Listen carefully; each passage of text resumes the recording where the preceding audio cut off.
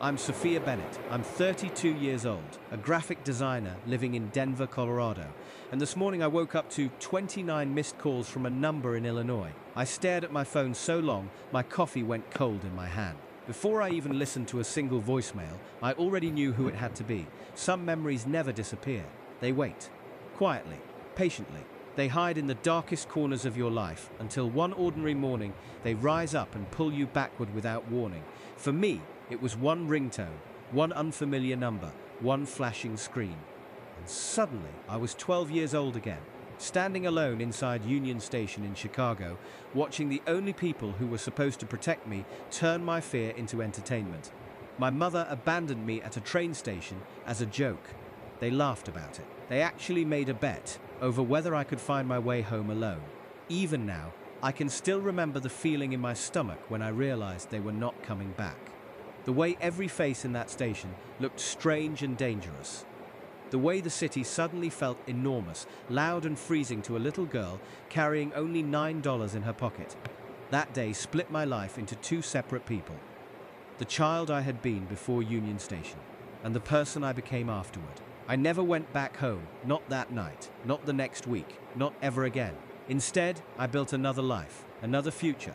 Another version of myself so far away from them that most days I could almost pretend they no longer existed. But this morning, those 29 missed calls proved something I spent 20 years trying to forget. The past does not always stay buried where you leave it. Sometimes it comes looking for you. Growing up in Willow Creek, Illinois taught me very early that appearances mattered more than truth. To our neighbors, we looked like the perfect middle-class American family. Respectable, stable, successful. The kind of family people admired from a distance.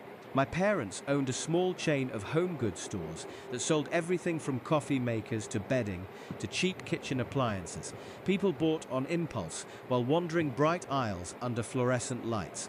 On weekends, my father grilled burgers in the backyard while my mother waved at neighbors across the fence with a smile polished enough to belong in a commercial. From the outside, we looked warm. Inside the house, love was conditional and humiliation was entertainment. My mother called everything a lesson. If I cried, I was too sensitive. If I asked for help, I was weak. If I forgot something, I needed to learn responsibility. She could turn any ordinary childhood mistake into a public performance designed to embarrass me. And my father always joined in, not reluctantly. Enthusiastically. Like cruelty was a private game they both enjoyed playing together. When I was 8, I asked for new sneakers at the mall because my old pair had split open near the toes. My mother accused me of being spoiled. Then she marched me to a bench beside the food court and told me if I wanted to survive in the real world, I could start by learning that nobody owed me anything. They left me sitting there alone for nearly 3 hours. I remember staring at a pretzel stand while the smell of butter and cinnamon filled the air, trying desperately not to cry, because every time I cried, my parents looked entertained. When they finally returned, my father laughed and asked my mother if she owed him $20, because he had guessed I would still be sitting exactly where they left me. When I was 10, some boys mocked me after a youth football game, and I cried in the parking lot. Instead of comforting me, my parents drove to the far side of the stadium, told me to get out of the car, and left me there after sunset. My mother said tears attracted predators. My father said the world punished weakness. I sat on a concrete curb, hugging my knees, while the parking lot slowly emptied around me. When they finally came back nearly an hour later, they had fast food for themselves and no apology for me. My father laughed because I had not tried to hitchhike home. Everything in our house became a test. Every fear became a joke. Every vulnerable moment became something they could weaponize into another lesson. The worst part was that they genuinely believed they were good parents. They used words like resilience and character and independence to make cruelty sound noble.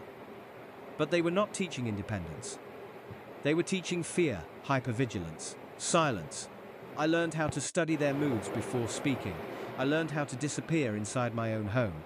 I learned that if I stayed quiet enough, useful enough, invisible enough, maybe I could survive the day without becoming the target of another experiment. The only place I ever felt remotely safe was on paper. I drew constantly, on receipts. Homework margins. Cheap sketch pads bought with babysitting money. I drew locked bedrooms, bright train windows, women standing alone on mountaintops with nobody behind them. At 12 years old, I could not explain why I drew those things. Now I understand. I was trying to sketch my escape long before I finally made one. What pushed everything over the edge was something so small most parents would forget it by dinner. I got a B+ in art, not math, not science, art. The one subject that made me feel alive. I was proud of that grade until I walked through the front door and saw my mother holding the report card like evidence from a crime scene. She asked how a girl who spent so much time drawing could still disappoint her in the only class she supposedly cared about. My father suggested I had become lazy. My mother said maybe effort meant nothing without excellence. That night, while pretending to do homework in my bedroom, I heard them talking in the kitchen. Their voices were low, amused, generously cheerful. My mother said I needed a lesson I would never forget. My father said he would gladly bet money on that. The next morning, they acted unusually kind. That should have terrified me more than it did. My mother made pancakes. My father offered me orange juice. They told me we were spending the day in Chicago together. For one pathetic second, I thought maybe this was their version of an apology. Maybe they had calmed down. Maybe things would finally be normal. I should have known better. The drive from Willow Creek to Chicago felt wrong from the beginning. My father blasted music and drummed his fingers against the steering wheel like he was headed toward a party. My mother kept twisting around in the passenger seat to ask me strange questions. Did I think I was smart? Did I think smart girls could survive on their own? Did I think the world cared whether I was scared? Every answer amused them. Every silence encouraged them further. By the time the skyline appeared ahead of us, that familiar dread had already settled deep inside my chest. The feeling that something terrible was coming and I would not be allowed to prepare for it. We parked near Union Station around noon. I had never seen anything so huge before. The station felt like an entire city trapped beneath one roof. People rushed past dragging suitcases behind them. Businessmen, tourists, families, students, everyone moving with purpose while I stayed close to my parents because I had no idea where else to stand. Inside the main hall, my mother pointed toward a massive pillar near the entrance. "Wait here," she said. "We're moving the car and getting lunch. 15 minutes, maybe 20. I asked if I could come with them. My father laughed loudly enough that nearby strangers turned around. "You're 12, he said. "Not 2. My mother leaned close and told me not to embarrass her in public. Then they walked away. At first, I kept checking the giant station clock every few minutes. 15 minutes passed, then 30, then 45. I told myself parking must be difficult. Maybe the restaurant was crowded. Maybe they got delayed somehow. After an hour, panic began tightening around my chest. After 90 minutes, my hands were shaking. I had $9. No phone, no written address, no idea how the trains worked. I had never felt smaller in my life. I kept wandering a few feet from the pillar before rushing back because they had ordered me not to move. Even then, part of me was still terrified of breaking their rules. The station grew louder as the afternoon dragged on. Every announcement over the speakers made me jump. Every dark-haired woman made me turn my head. Every passing minute stretched painfully longer than the last. Then I saw our car outside through the front windows. My entire body flooded with relief, so suddenly it almost hurt. I ran toward the glass, waving both arms. For one split second, I truly believed they had come back for me. My father was driving. My mother sat in the passenger seat staring directly at me. My father smiled first, not the relieved smile of a parent finding their lost child. The satisfied smile of someone watching a punchline land perfectly. My mother rolled down her window just enough to yell over the traffic. "I bet $50 you can't even find your way home." Then she laughed. My father laughed with her. He gave me a thumbs up, like they had just pulled off something clever. Then the car disappeared into traffic. And in that moment, the entire world changed shape. It was one thing to fear they forgot me. It was one thing to suspect this was another twisted lesson. But watching them enjoy my terror, watching them choose it, that destroyed something inside me permanently. I stood frozen until a stranger brushed past and muttered, "Excuse me." The sound snapped me back into my body. I ran back inside because I had nowhere else to go. For hours, I wandered the station crying quietly, wiping my face over and over, because my parents had trained me to feel ashamed of being upset. I sat down, stood again, walked in circles until my legs hurt. At some point, I stopped expecting them to return. That was the real moment of abandonment, not when they drove away, when hope finally died. I spent nearly 3 hours alone inside Union Station, long enough for daylight to begin fading. Long enough for crowds to thin and swell again. Long enough for my thoughts to stop forming properly. I avoided police officers because my parents always claimed authority figures made everything worse. I avoided strangers because asking for help had been trained into me as weakness. Looking back now, I think that was the cruelest part of all. They taught me not to trust anyone, then abandoned me somewhere. Trust was the only thing that could save me.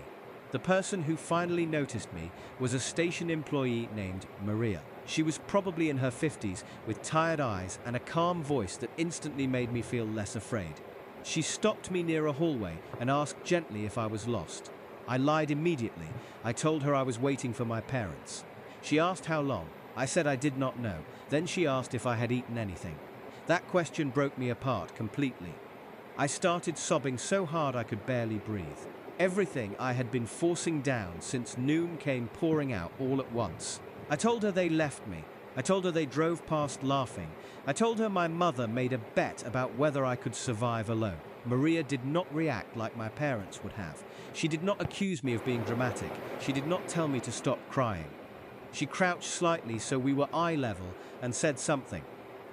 "You are safe right now," she told me, "and I'm going to help you." Security arrived first, then transit police. One officer took my statement, while another reviewed station cameras that confirmed I had been standing there alone for hours. The footage also showed my parents driving slowly past the station before leaving again. That detail mattered later. At the time, I only understood one thing. The adults around me were suddenly taking this very seriously. One officer brought me crackers and water because I had not eaten since breakfast. Another asked for my parents' names, our address, the store name. Everything I could remember. When they finally reached my parents by phone, I could hear only one side of the conversation, but I will never forget the expression on the officer's face. Shock, then anger, then disbelief. He asked whether they were returning to Chicago immediately. A long silence followed. Then he said firmly, "No, Mom. Leaving a 12-year-old alone in a major transit station is not teaching independence. It is child abandonment." Hearing those words made my entire body go numb, not because they sounded cruel, because they sounded true. That evening, I sat in a small interview room beside a social worker while reports were prepared. She explained that because my parents refused to return immediately and continued insisting this was simply a parenting decision, I could not safely be sent home. There would be emergency placement until family court reviewed the situation. I barely understood the legal terminology, but I understood her face. She believed me. More importantly, she believed this had not started at the train station. That night, terrified and exhausted, I was placed temporarily with Mark and Laura Bennett. I expected strangers. What I found instead felt dangerously close to kindness. Mark was a photographer whose fingers were permanently stained with ink from handling prints. Laura taught preschool and smelled faintly like paper and hand lotion. Their home was cluttered, warm, imperfect, alive.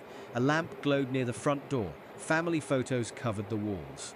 There was a dog bed near the kitchen, even though the dog itself was asleep somewhere deeper inside the house. Laura asked whether I wanted spaghetti or soup. Mark asked if I preferred the hallway light on or off while I slept. Nobody mocked me when I did not know how to answer. Nobody laughed when I cried halfway through dinner because exhaustion finally overwhelmed me. That first night in their guest room, I barely slept. Every creak made me flinch. Every car outside made my heart race. But one thought kept repeating itself in my mind over and over. A stranger at a train station had shown me more compassion in 5 minutes than my own parents had shown me in years. I did not yet have the language to understand what that meant. I only knew the world suddenly looked different, because once you discover that kindness exists, cruelty stops feeling normal. The weeks afterward felt unreal. Therapists, social workers, court hearings, interviews, evaluations. Adults discussing my future in careful voices like it was something fragile that needed protection. My parents arrived at every hearing looking calm, polished, deeply offended that anyone questioned them. My mother wore pearl earrings and tailored blazers as though appearing respectable could erase what happened. My father leaned back in his chair, acting inconvenienced by the entire process. What shocked everyone most was that they never denied abandoning me. They admitted it openly. They simply insisted it had been educational, necessary character building. My mother called it resilience training. My father claimed modern children had become soft and someone needed to prepare them for reality. Listening to them speak, I realized something devastating. They were never going to change, because if they had been capable of understanding what they did, they would have turned the car around long before reaching the highway. The court-appointed therapist described my childhood as a pattern of emotional abuse, humiliation, neglect, and escalating endangerment. Those words were not mine, but hearing them spoken aloud felt like oxygen entering a locked room. For years, I believed everything was somehow my fault because accepting that truth felt easier than believing my parents deliberately enjoyed hurting me. The report destroyed that illusion permanently. This was not strict parenting, not misunderstanding, not discipline. It was abuse wrapped in respectable language. When the judge finally asked whether I wanted to return home while the court supervised reunification, I answered no immediately. So fast it startled even me. My mother looked at me like I had betrayed her. My father muttered something bitter about ingratitude. The judge never reacted.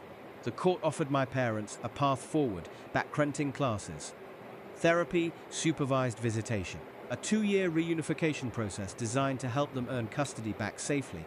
On paper, it was fair. In reality, my parents hated every second of it. They hated being evaluated. They hated oversight. They hated losing control over the carefully polished image they had spent years building. My father complained more about damage to the family business than losing custody of his daughter. My mother kept insisting the government had no right to question how she raised her child. Then came the moment that changed everything forever. They were given a choice: commit fully to the reunification program or voluntarily surrender their parental rights. They chose surrender. Just like that, no hesitation, no fight, no apology, no last attempt to keep me. And strangely, my heart did not shatter the way people imagine. It simply went still. Because after spending my entire childhood trying desperately to become lovable enough for them to stop hurting me, they gave me away rather than admit they were wrong.